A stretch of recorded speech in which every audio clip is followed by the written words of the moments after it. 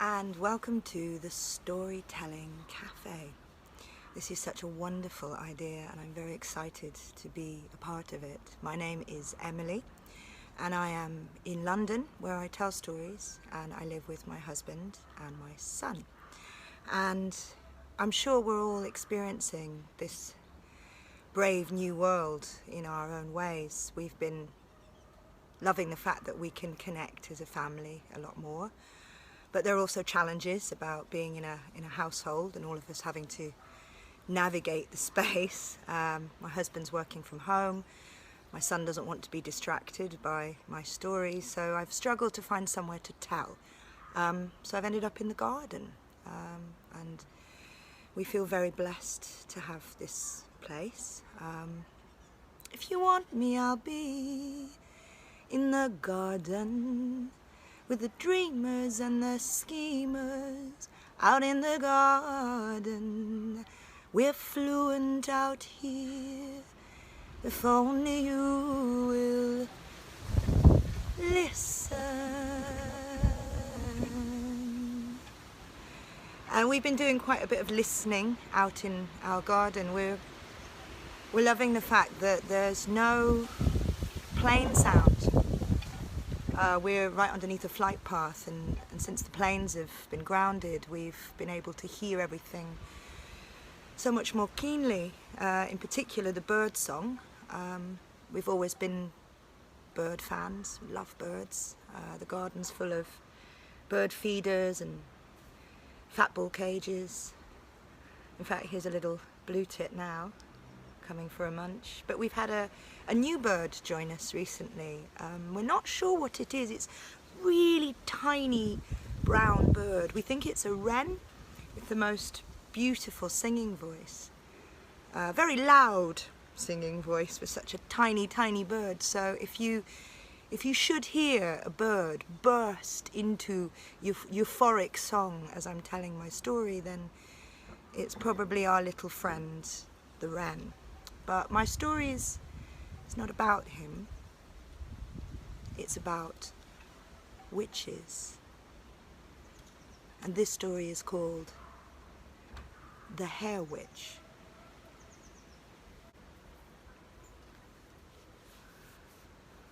One night, in late spring, in an Irish village, a farmer was crouched down in the shadows of his cow field, watching.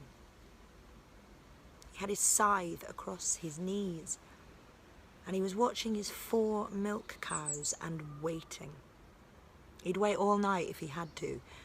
You see, someone had been stealing the milk from his cows, leaving the poor beasts frightened and their udders torn and bleeding. And back at home, his wife was nursing their little boy who was dying of a terrible sickness. And the farmer had felt so helpless that he'd gone out in the middle of the night. He couldn't make his little boy better, but he could catch a thief. And so he'd gone to the cow field and he sat there and he waited. And he waited. Nothing. And then the moon slipped behind a cloud. And, oh look, wait, something. A hare. A silver grey hare with long ears came hopping into the cow field, and then it reared up on its haunches and it froze. Eyes sparkling, nose twitching. But it couldn't sense the farmer because he was downwind of the hare, and so it didn't pick up his scent. It dropped to all fours, and then it began to hop in and out of the sleeping cows until it found a juicy, fat udder. And then it reared up on its haunches again, opened its mouth wide to show its long, sharp teeth, and The farmer leapt up from his hiding place. He lifted the scythe up and sent it whistling down at the hare. There was a hideous shriek from the creature, and then it dashed through a hedge and vanished. And when the farmer looked down, he saw there on the ground the severed front paw of the hare. He put his scythe on his shoulder. He calmed down his frightened cows. There, shh, there now, shh. And then he picked up the bloodied paw, he wrapped it in a rag, and he made his way home just as the dawn was breaking. He felt triumphant. But he thought it was strange that the trail of blood that was left by the wounded hare didn't go off into the barley fields, but led into the village. And so the farmer followed the trail of blood down the dusty track into the village and past the cottages and the well and the churchyard, and then he noticed that the trail of blood turned down a lane that the farmer knew towards a cottage he knew very well. That was the cottage of the widow Larn. She was a good, godly woman who'd lived on her own for 10 years since her poor husband died, and the trail of blood went all the way up to the door. The farmer leant his scythe against the wall and could see that the smoke was curling out of the chimney, which meant that the widow was up and about her work. There was no sign of the hare, and so he knocked on the door. When there was no answer, he pushed the door open and he went inside. Widow Larn, are you about?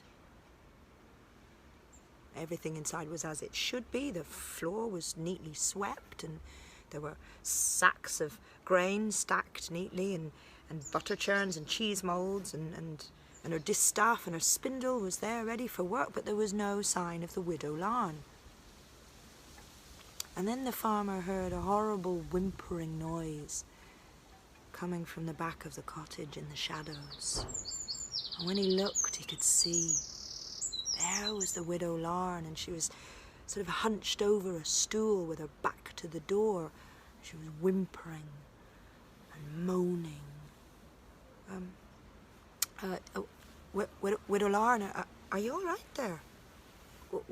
Widow Larn? The farmer approached, and Widow Larn turned her head to face him. She bared her teeth at the farmer, and she hissed. And the farmer took a step back because she seemed to be clutching something red to her bosom. And then she opened and extended her arm to reveal a bloodied stump. The hand was gone, severed at the wrist. And the farmer's face was a mixture of bewilderment and horror. You're the witch? No, Widow Larn, it can't be you. You are a godly woman. It can't be you. You can't be the witch. Because you see, there was another woman in the village, or just outside it, who had long been suspected of witchcraft. Oh, come on, you know the type. She lived all alone in a cottage in the woods, with her garden, a jungle of herbs and plants. And what did she do by day? Grinding and pummeling to make her pastes and her potions, and throwing scraps of meat to that black and white bird that was always perched on her shoulder, filthy devil's bird.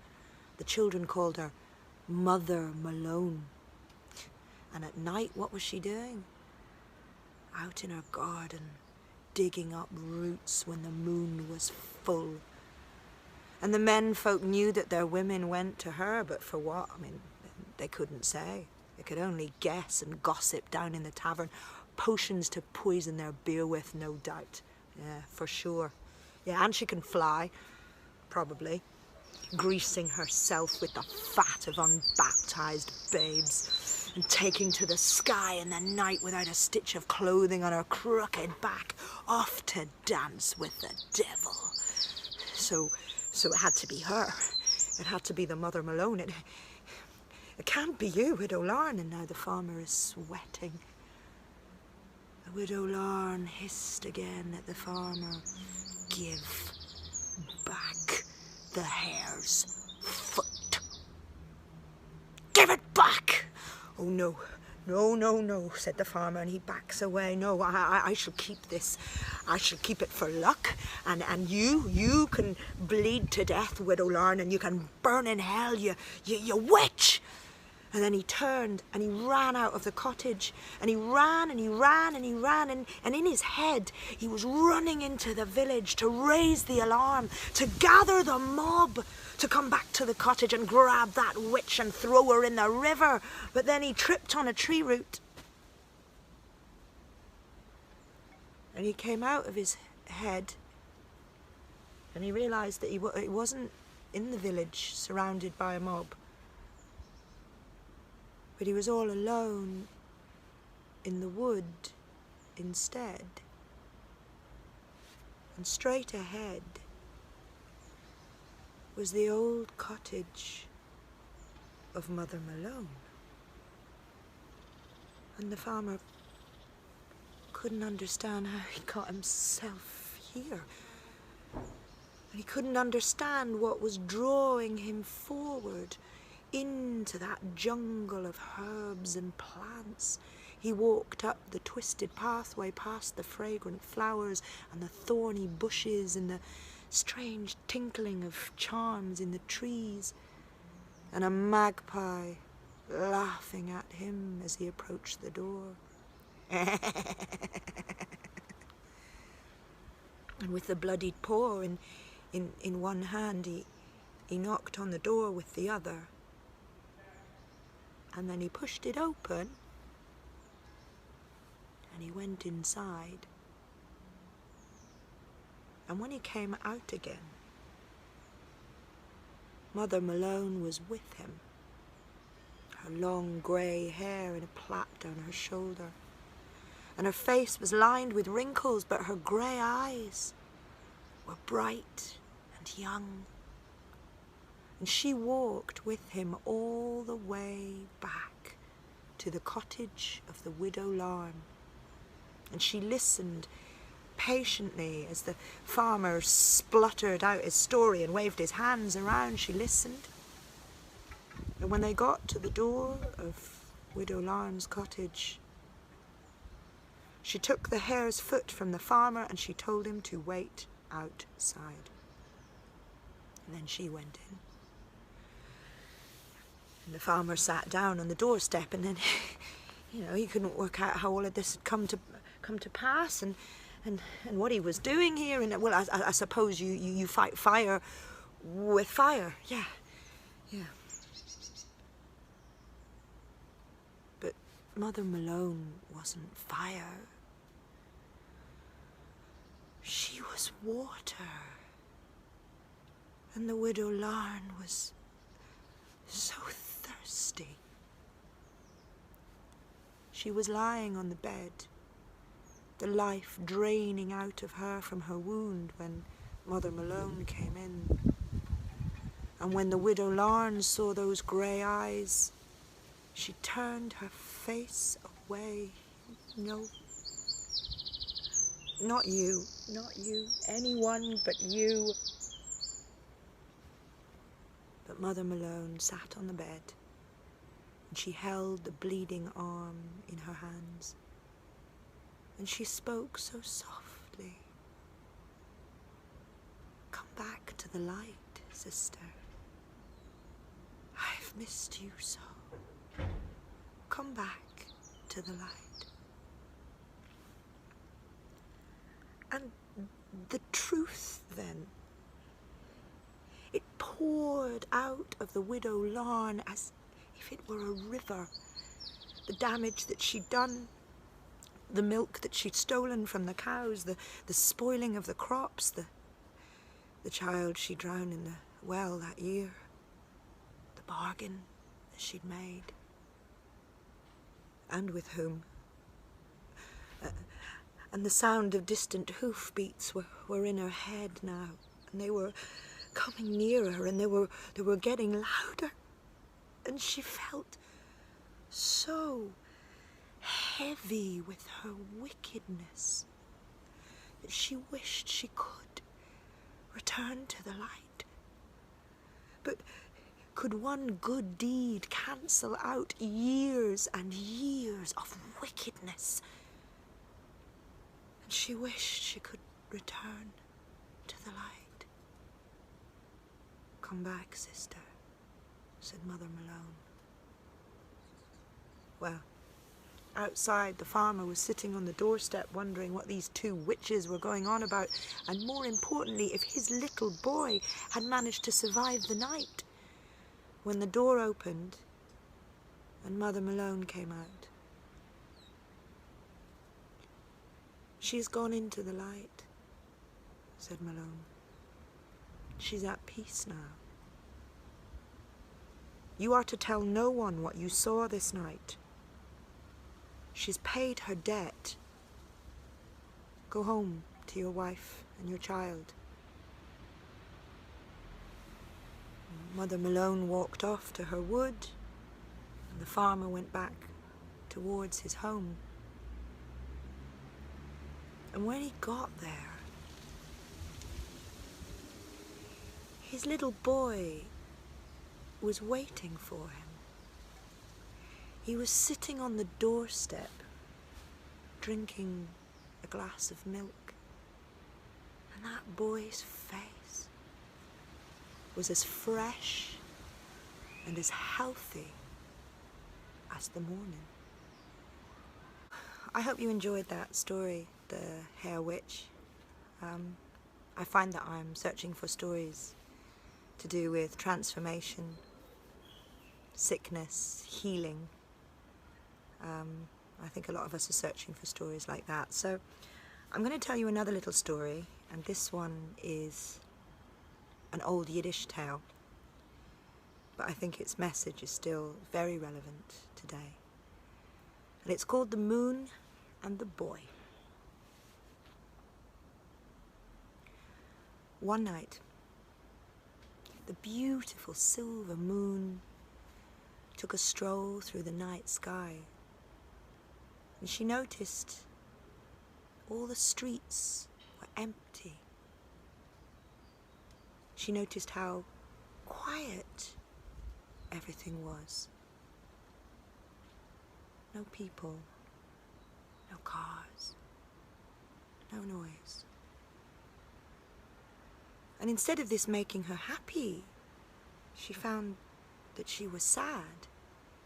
She grew sadder and sadder. She realized that she was lonely. What if I was to wake someone up, and then they could come out and they could play with me, and I wouldn't be lonely? A child would be best, I think. And so the moon peered into every window, looking for a child who would come out and play. But all of the children were fast asleep in their beds. And so she shone her silver rays on their faces to wake them up. But the children just smiled and sighed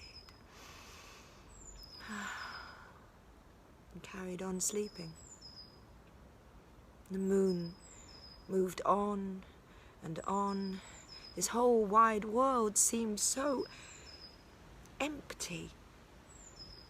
She decided to promise the children things if they would wake up. I shall give you silver skipping ropes to play with if you will come outside. I shall give you sparkling belts, more beautiful than the belts of the sun, if only you will come outside and play with me. But no, the children continued to sleep. And so she thought she would tickle them awake. And she tickled at one boy with her silver rays, so that he had to squeeze his eyes shut tight. He squeezed and he squinted for such a long time that eventually he opened his eyes and he looked around his room. There was no one there. And then he saw the sun, he saw the moon peering in at the window. Was it you who tickled me awake? Of course, said the moon. Can you see anyone else? There's no one else here, there's just me. And I'm so bored. I'm so lonely. What if you get up and you get dressed and you come outside and you play with me? Oh, we'll have a wonderful time. Oh, fine, said the boy, and he got up and he started to get dressed. And his mother heard him moving around, and she came into his room and she said, What are you doing? Why are you out of bed? And the boy pointed to the window. The moon woke me up. Mother looked over at the window and saw the huge moon peering in. Oh, the moon. Right, I see. Okay, well, you get back into bed. I'll deal with the moon. And she walked over to the window and she pulled those curtains shut, blocking out the moon so that she couldn't peek in anymore. She told the boy to go to sleep. And he tossed and he turned for hours and hours. He couldn't settle. He didn't like the fact that the moon had been taken away from him, but eventually he fell back to sleep. And the moon moved on through the big empty world. And she peered in at one window and there was a boy. And he wasn't asleep, he was awake. And so was his mother. She was sitting on the bed and she was speaking to him in such a soothing voice that the moon came closer to the window just to listen to the sound. She was stroking his head. And when the mother saw the moon, she said, "Oh, look, my love, look, it's the moon. The moon has come. Can you see her? Isn't she beautiful? Some say there's a face in the moon. Can you see an eye or a nose or a mouth? See how she shines." And the moon felt proud and happy that the mother was praising her and not shutting her away. So she shone her rays down on the mother and the boy so that they smiled. "Oh, look at her shine," said the mother. "Can you see her?" And then all of a sudden, the little boy grabbed his head. "Ah! What is it, my love?" said his mother. Is it your head? Does it hurt again?" "Yes," said the boy. And the moon knew then that this child was sick, and she felt such pity for him that she shone her silver rays on his face, easing his pain and making him smile. Said the mother, "She wants to play. The moon wants to play with you. At least you can play with the moon." And so the boy and the moon, they played together like that all night long. So that when the dawn came and the moon had to part, the boy fell asleep. He slept a long time, well into the day, so that when he woke up, his head, it didn't hurt anymore. And he felt hungry. And he ate every single bite of food that his mother gave him, and he felt stronger, happier. And that night, when the moon returned, she found the boy fast asleep. "I'll leave him be," thought the moon. "I won't play with him. He's been sick. He needs his rest. I'll let him be." And so the moon hid herself behind a cloud so that she wouldn't wake him up. He did wake, just once, and he looked out the window to find the moon. And so she came out from behind her cloud for just a moment to smile at the boy. And he smiled back as she disappeared behind the cloud. And he settled himself back to sleep, for he knew, even though she was hidden from him behind a cloud, even though he could not feel her touch, he could not see her, he knew she was there, and she always would be. Here's another little story for you. This one is about the spring and about growth and about the green one. I'm just looking actually and being distracted because there's lots of little great tits and blue tits eating from the fat balls. I'd like to show you, but I bet if I turn the camera around they'd just disappear. Anyway, the story is about nature. One day, Leo headed into the green wood to collect some firewood. Now, he could have just collected fallen wood that was on the ground, branches, but he had his axe with him, and he decided to chop down the first tree he saw. He came to a fine-looking tree. He raised his axe up high and brought it down. Chop! And all at once the tree screamed out, "Stop! Not me!" And Leo thought, wow, a talking tree. Why shouldn't I cut you down? He asked the tree. And the tree said, because I am a silver birch. See how I shimmer.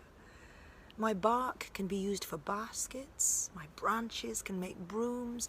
Please, please spare me.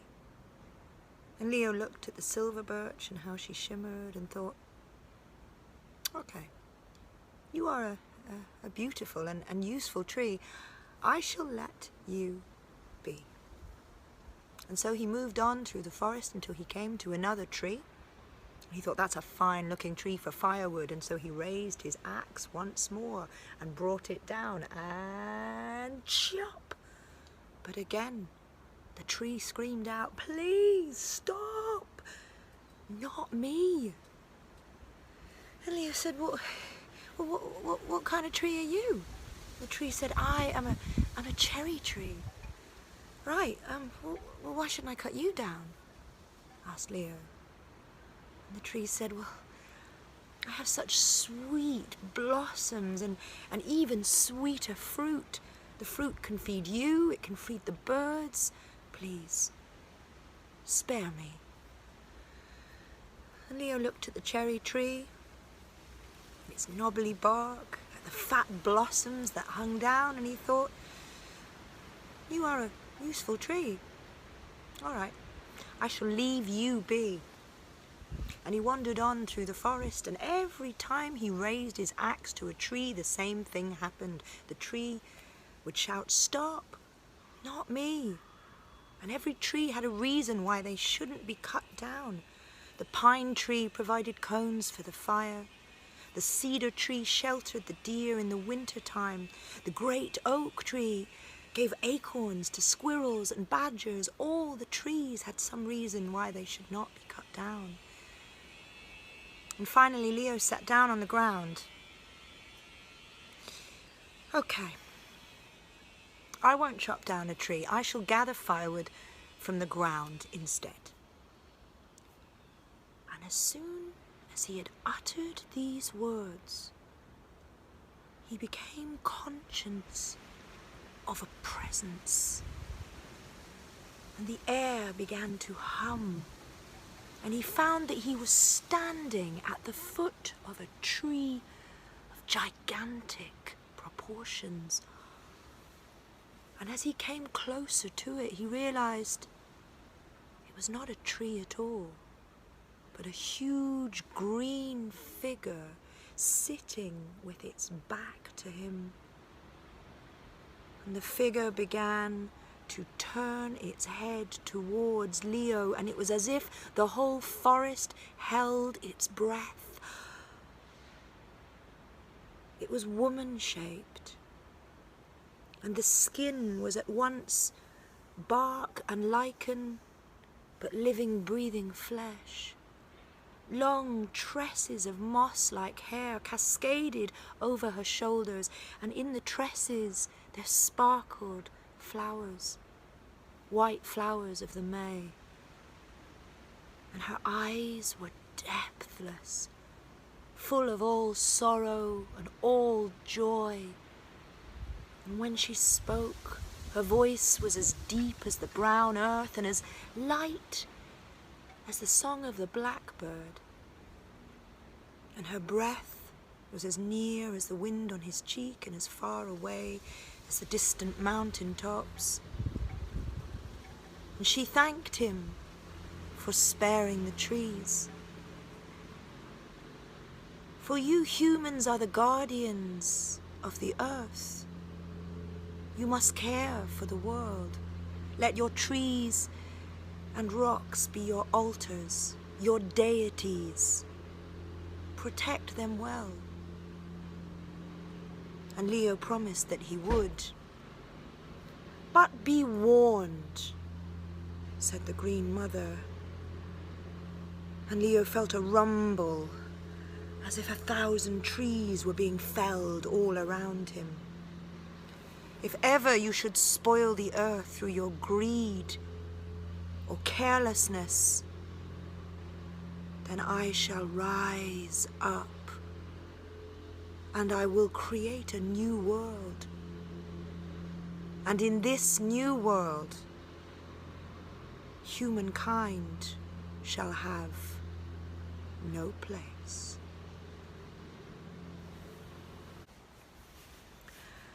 So, thank you so much for listening to my stories and joining me here at the World Storytelling Cafe. And if you've liked my little stories and feel like maybe dropping some coins in the magic hat, that would be very much appreciated. And I hope to come back to you very soon with some story songs. And as promised, the story of our friend, the little brown bird. I hope you heard him, because he was here, along with some other birds too. Stay safe, stay well, and I shall see you again soon. Bye-bye. Did you enjoy that storyteller? Of course you did.